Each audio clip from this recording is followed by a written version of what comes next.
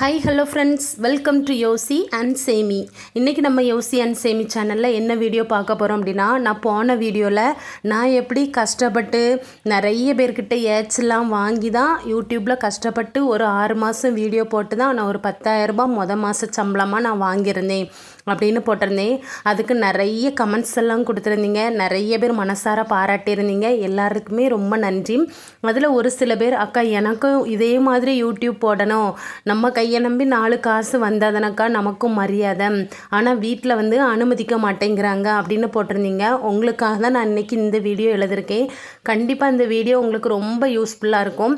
Video பார்த்து முடித்த பிறகு கண்டிப்பாக மறக்காமல் லைக் மட்டும் போட்டுட்டு போகிறீங்களா? வாங்க வீடியோக்குள்ளே போகலாம். முதல்ல நீங்கள் வந்து காலேஜ் படிக்கிற பொண்ணாக இருந்தாலும் சரி தான், இல்லை கல்யாணம் ஆகி கட்டி கொடுத்த பொண்ணாக இருந்தாலும் சரி தான், ஏதோ ஒன்று ஒரு பொண்ணாக பிறந்துட்டோம் அப்படின்னாலே நம்மளை வந்து ஆம்பளைங்க மாதிரி எல்லா இடத்துக்கும் சுதந்திரமாக போயிட்டு வர விடுறாங்களா அப்படின்னு கேட்டால் கண்டிப்பாக கிடையாது. காலேஜ் படிச்சு முடிக்கிறது வரைக்கும் அப்பா அம்மா கண்ட்ரோலில் இருக்கிறோம். கல்யாணம் ஆன பிறகு கட்டிக்கிட்டவனோட கண்ட்ரோலில் இருக்கும். சரியா? என்றைக்கு லைஃப் முழுக்க இப்படி கண்ட்ரோல்னு நம்மளை ஒரு அடிமை மாதிரியே படுத்துகிற மாதிரி நமக்கு ஃபீல் ஆகும். ஆனால் அதுதான் உலக நியதி மாதிரி இருக்குது. சரி, இருந்துட்டு போட்டோம்.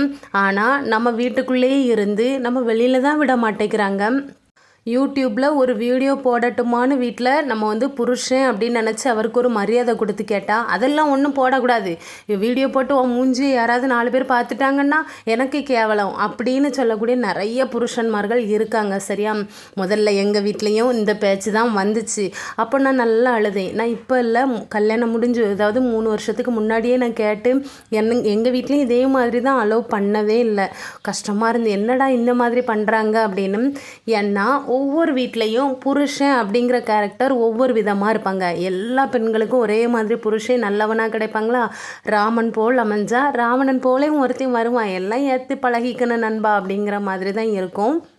இன்னும் ஒரு சில வீட்டு புருஷன்லாம் எப்படின்னா, அதான் நான் உழைக்கிறேனே, நீ இருந்து தின்னா மட்டும் போதும், புருஷன் மட்டும்தான் உழைக்கணும், பொண்டாட்டி அடுப்படியிலையும் துணி துவைக்கிற கல் பக்கத்துலேயும் எந்த நேரமும் நின்றுக்கிட்டே இருக்கணும் அப்படின்னு தான் நினைக்கிறாங்க.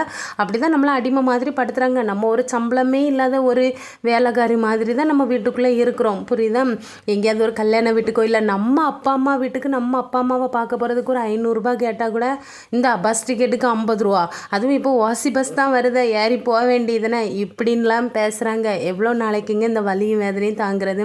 அதுக்காக நினச்ச உடனே நம்ம புருஷனை மாற்ற முடியுமோ? முடியாது. வாழ்க்கைன்னு வந்தாச்சு, குறைகள் நிறைகள் இருக்கும், வாழணும். நமக்கு பிடிச்ச மாதிரியே கொஞ்சம் வாழணும். எப்போவுமே மற்றவங்களுக்காகவே வாழறோம்.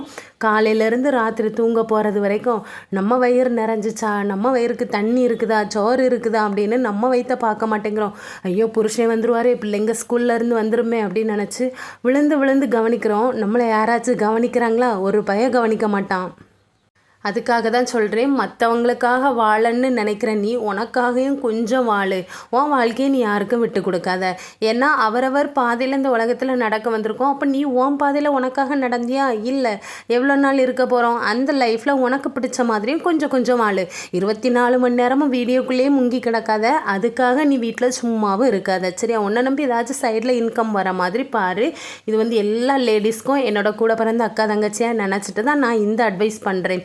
என்ன மாதிரி நிறைய கல்யாணம் ஆன லேடிஸ் எல்லாம் அப்படி தான். கல்யாணம் ஆகிறதுக்கு முன்னாடி நினைப்போம், நம்மளை எந்த மகராசன் கல்யாணம் பண்ண போகிறானோ, நம்மளை அப்படி தொட்டிலில் போட்டு தாளாட்டுவான், நம்ம கேட்க நேரம் நமக்கு எல்லாம் காஸ்ட்லி பொருள் வாங்கி தருவான், நம்மளை அங்கே கூட்டிகிட்டு போவான், இங்கே கூட்டிகிட்டு போவான். எல்லாருக்கும் ஒரு நினப்பு வரும். அந்த நினப்பு தான் பொழப்ப கெடுக்குது. புரியுதா? கல்யாணம் ஆகி வந்த பிறகு தான் தெரியும் நமக்கு டெய்லி பிரியாணியா இல்லை பழைய கஞ்சியும் துவையலுமா அப்படின்னு. இப்போ நாம் நமக்காக கொஞ்சம் வாழலாமா? முதல்ல என்ன பண்ணணும் அப்படின்னா, ஒவ்வொருத்தருக்கு கடவுள் ஒவ்வொரு திறமையை தந்திருப்பாங்க. உனக்கு எதில் ஆர்வம் அதிகமாக இருக்கும் அதுதான் உன்னோட திறமை. அந்த திறமையை முதல்ல கண்டுபிடிக்கணும். இப்போ எனக்கு வந்து சின்ன வயசுலேருந்தே நான் ஸ்கூலில் இந்த மாதிரி பேசி பேசி பழகுவேன், கட்டுரை போட்டி நல்லா எழுதுவேன், கவிதை எழுத சொன்னால் எழுதுவேன். எனக்கு இந்த மாதிரி திறமைகள் வந்து அதிகம். ஏன்னா எனக்கு டெய்லரிங் தெரியாது, அதில் எனக்கு ஆர்வமும் கிடையாது, அதனால் நான் கற்றுக்க விரும்பலை. ஆரி ஒர்க்கு இதெல்லாம் எனக்கு ஆர்வம் இல்லை. மற்றபடி டியூஷன் எடுக்கணும், யாருக்காச்சும் பாடம் சொல்லி கொடுக்கணும், ஒரு ஸ்கூலில் கொண்டு விட்டால் 4 பேருக்கு பாடம் எடுக்கணும், இந்த திறமை எல்லாமே எனக்கு இருக்குது. புரியுதா? நமக்கு தெரியும் நம்ம திறமை நம்மளை ஒரு இடத்துல கொண்டு விட்டால் நம்ம ஒரு சபையில் எப்படி நடந்துக்குவோம் அப்படின்னு. அதே மாதிரி தான் என்னோட திறமை இது.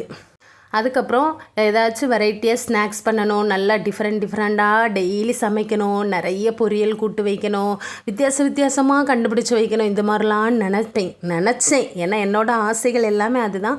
அது ரிலேட்டடாக வீடியோ போடட்டுமான்னு தான் கேட்டேன். அதுக்கு எங்கள் வீட்டில் நீ சமைச்சு வீடியோ போடு, ஆனால் உன் முகம் தெரியக்கூடாது, உன் கை மட்டும் தெரிஞ்சால் போதும், இப்படி தான் சொன்னாங்க. அப்போ எனக்கு மனசு அப்படியே விட்டு போச்சு. சமைக்கும்போது அது எப்படிங்க முகம்லாம் தெரியாமல் எடுக்க முடியும்? இல்லை வீடியோவை யாராச்சும் பிடிச்சியாவது வைக்கணும், அதுவும் கிடையாது. நம்ம ஒரு கையில் நின்று சமைப்போமா, இல்லை மொபைலை பிடிச்சிக்கிட்டே இருப்போமா? மொபைல் வேறு ஷேக் ஆகிக்கிட்டே இருக்கும், வீடியோ குவாலிட்டியாக இருக்காது.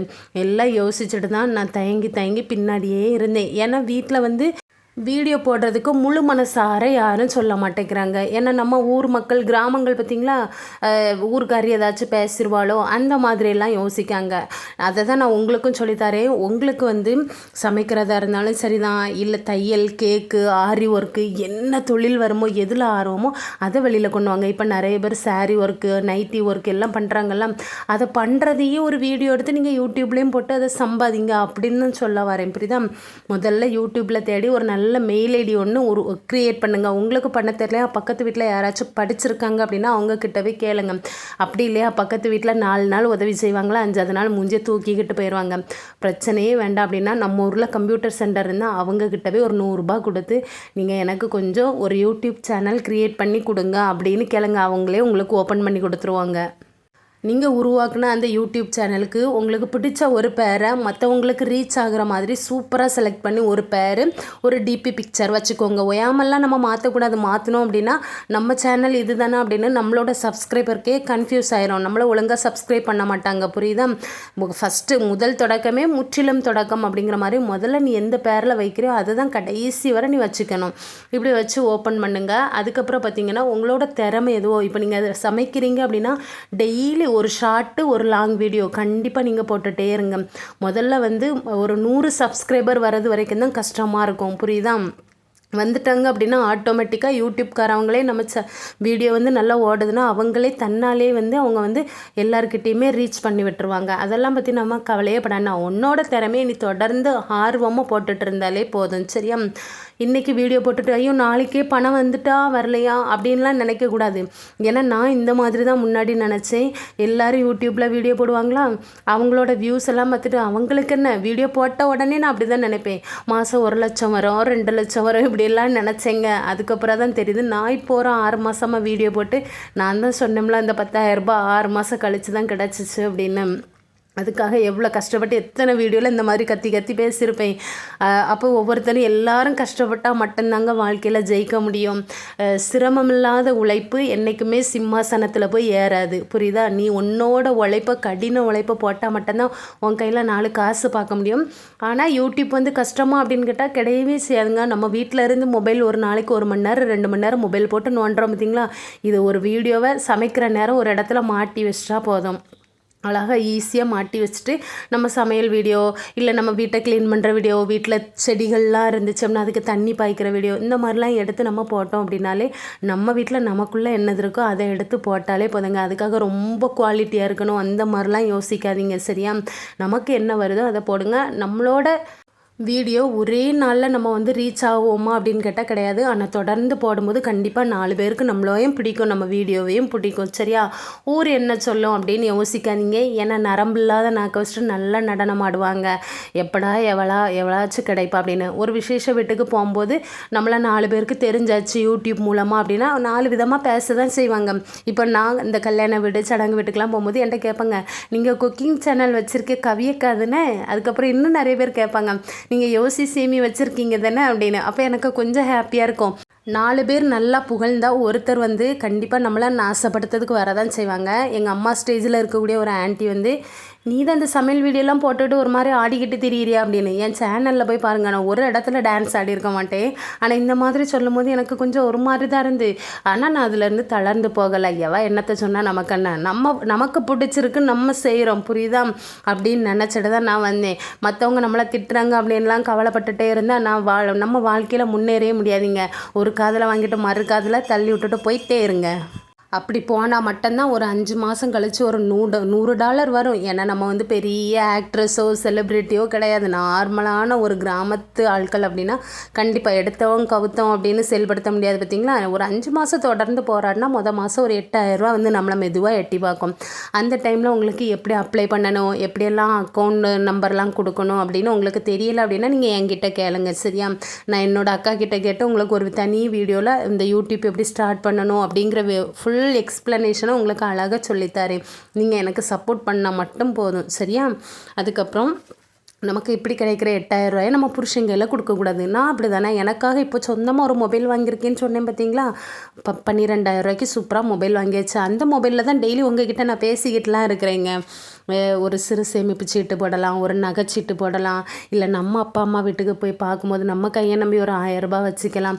இப்படி நம்ம தேவைகளுக்காக வச்சுக்கணும். இதை தூக்கி இதிலேருந்து எல்லோரும் ஏசுவாங்க. நம்ம மாமனார் மாமியார்லாம் நம்மளை கழுவி ஊற்றிருப்பாங்க. அவங்கக்கிட்டவே அத்தை எனக்கு $8000 வந்திருக்கு, மாமா எனக்கு $8000 வந்திருக்குன்னு ஆட்டிக்கிட்டு கொடுத்துடக்கூடாது. சரியா, நம்ம ஒரு தடவை சம்பளம் வாங்கிட்டோம் அப்படின்னாலே ஏளனமாக சிரித்த வாய்கை எல்லாமே நமக்கு என்ன பண்ணோம், கை தட்டுவாங்க. புரியுதா, அவங்க கை கட்டி நிற்பாங்க நம்மளை பார்த்து. அதனால் முதல்ல கஷ்டமாக தான் இருக்கும். கஷ்டப்பட்டுட்டோமே அப்படின்னு நினச்சி மண்ணுக்குள்ளே அப்படியே மூழ்கி போயிடக்கூடாது. எந்திரிச்சு வரணுங்க மேலே மரம். அது வந்து உங்களுக்கு டெய்லி போடுறதுக்கு என்னடா போடலாம் அப்படிலாம் யோசிக்காதீங்க. இப்போ இருக்க யூடியூப் வீடியோலாம் பார்த்தீங்களா, எல்லோரும் என்ன பெஸ்ட்டு கண்டென்ட்டாக போடுறாங்க, இருக்கிறதுல ஒஸ்ட்டு ஏதோ அதை தான் போடுறாங்க. அதுக்காக ஆபாச படங்கள் ரீதியாக அந்த மாதிரிலாம் போடாதீங்க. சின்ன பிள்ளைங்களும் வீட்டில் யூடியூப் எடுத்து நோண்டுவாங்க. அதான் சமையல் விலாகு, நம்மளோட ஹோம் டூரு, கார்டன் டூரு, நம்ம வெளியில் அவுட்டிங் போகிற டூரு, ஹோட்டலில் போய் சாப்பிட்றது எல்லாமே போடுங்க. சரியா, எதை வேணாலும் போட நண்பா, எல்லாம் உன் வசம்தான். ஆனால் வந்து உங்களோட பேச்சில் வந்து கொஞ்சம் சுவாரஸ்யமாக பேசுங்க. மற்றவங்கள எப்படி நம்ம வீடியோவை கவர்ந்து இழுக்கிற மாதிரி பேசணுமோ அப்படி பேசுங்க. எனக்கெலாம் அந்த திறமை இருக்கான்னு தெரியாது. ஏன்னா நிறைய பேர் வந்து என்னோடய வாய்ஸ் நல்லா இல்லை, திருநங்கை மாதிரி இருக்குது, நீ என்ன திருநங்கையா அல்லியா அப்படிலாம் கேட்டிருக்காங்க. அத்தனை அவமானங்களையும் கடந்து தாங்க. பரவாயில்ல, என் குரலை கேட்க 4 பேராச்சும் இருக்கீங்க அப்படின்னு நினச்சிட்டு தான் நான் இப்போல்லாம் அந்த பேட் கமெண்ட்லாம் எடுத்து நான் பார்க்குறதே இல்லை. நீங்கள்லாம் போடுற நல்ல கமெண்ட்ஸ் வச்சு தான் நான் வந்து சந்தோஷப்பட்டு தினமும் நான் வந்து வீடியோ போடுறேன். மற்றபடி என்னெல்லாம் உருவ கேலியெல்லாம் பண்ணியிருக்காங்க, நீ பார்க்குறதுக்கு இப்படி இருக்க, உன் குரல் நல்லா ஆம்பளை குரல் மாதிரி இருக்குது அப்படின்னு கஷ்டமாக தான் இருக்கும். அந்த மாதிரியெல்லாம் யாரையும் கிண்டல் பண்ணாதீங்க. முக்கியமாக வீட்டில் வந்து சண்டை போட்டு நான் யூடியூப்பில் வீடியோ போடணும், எனக்கு புதுசாக மொபைல் வாங்கித்தாங்க அப்படிலாம் கேட்கக்கூடாது. எப்படியும் இப்போ இருக்க காலகட்டத்தில் எல்லாருக்கும் ஒரு மொபைல் இருக்குங்களாங்க. அது சுமாரான மொபைலாக இருந்தாலும் பரவாயில்ல, நம்ம சம்பாதிச்சுட்டு சூப்பரான மொபைல் வாங்கலாம் நண்பா. சரியா, மனசார சொல்கிறேன், நான் எல்லாருமே முன்னேறுங்க. எல்லாரும் அதுக்காக ஒருத்தவங்க போட்ட வீடியோவை எடுத்து அப்படியே காப்பி ரைட் பண்ணி போடுறது அந்த மாதிரிலாம் போடாங்க. உங்களுக்குன்னு ஒரு திறமை இருக்கும் பார்த்தீங்களா, அதில் போட்டு முன்னேறி வாங்க. நான் இந்த மாதிரி எழுதிலாம் போடுறேன் பார்த்தீங்களா, உங்களுக்கு என்னென்ன தோணுதோ அதை நீங்கள் எழுதி கூட போடலாம். புரியுதா, நல்லா போடுங்க, நலமோட வாழுங்க. எல்லாருமே எப்போவுமே ஹாப்பியாக வாழுங்க. வாழ்க வளமுடன். உங்களுக்கு ஏதாச்சும் யூடியூப் பற்றி சந்தேகங்கள், இல்லை எனக்கு அது தெரியலக்கா இது தெரியலக்கா அப்படின்னா மறக்காமல் கமெண்ட்டில் பண்ணுங்கள். உங்களுக்கான பதிலாக சொல்லித்தரேன். நான் எப்போவுமே அன்போடு காத்திருக்கேன். பாய்.